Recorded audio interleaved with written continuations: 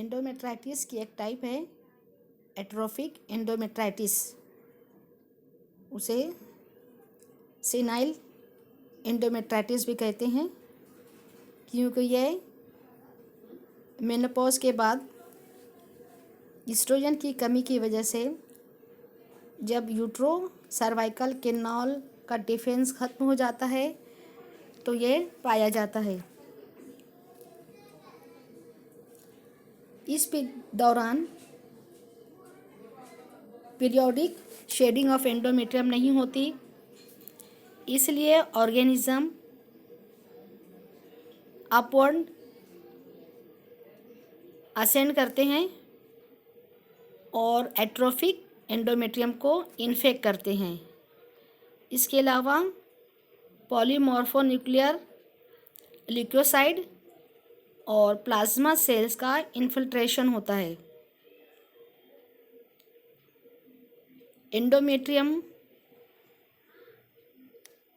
कुछ जगह पर अल्सरेटेड हो जाती है और रिप्लेस बाय ग्रेनुलेशन टिश्यू। इसके अलावा प्रूलेंट डिस्चार्ज होता है जो थ्रू सर्विक्स स्केप आउट होता है या फिर यूट्राइन कैविटी में रिटेन रह जाता है। अगर ये यूट्राइन कैविटी में रह जाए तो ये प्रोड्यूस करता है pyometra first in the uterus. Clinical feature देखेंगे,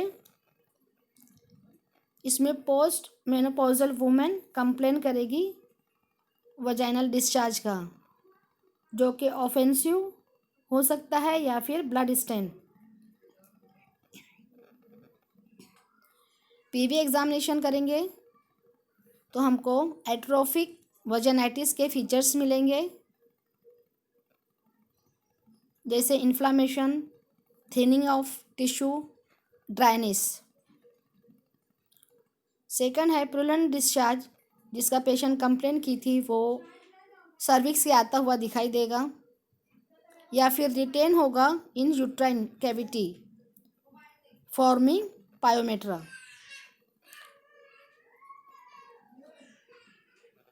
अगर पायोमेट्रा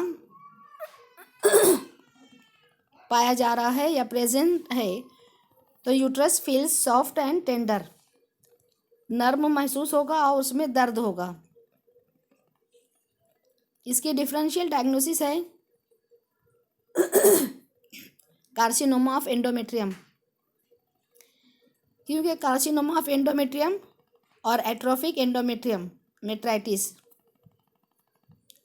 दोनों कंडीशन में पायोमेट्रा पाया जाता है। इसलिए अगर पायोमेट्रा की कंडीशन पाई जाए तो पहले यूट्रस से पस को ड्रेन कर लेंगे बाय डायलेटेशन ऑफ सर्विक्स, फिर उसके बाद डायग्नोस्टिक क्यूरेटेज करवाते हैं और उसको हिस्टोपैथोलॉजी एग्जामिनेशन के लिए भेजा जाता है।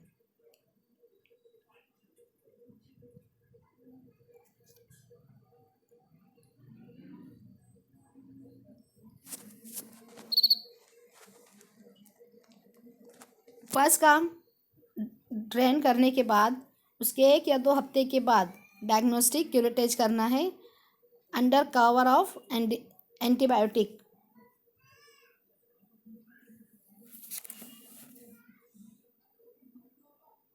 पस को ड्रेन करने के बाद 1 हफ्ता या 2 हफ्ते के बाद डायग्नोस्टिक डीएनसी करना है, उसके साथ साथ एंटीबायोटिक देना है। ट्रीटमेंट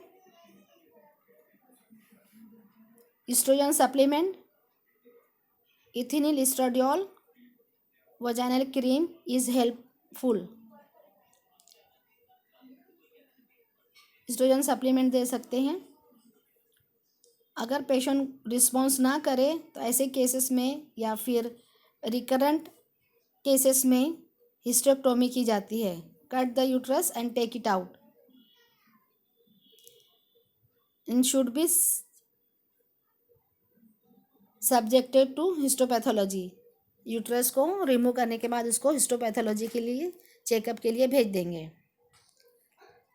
आज के लिए इतना ही। Thank you.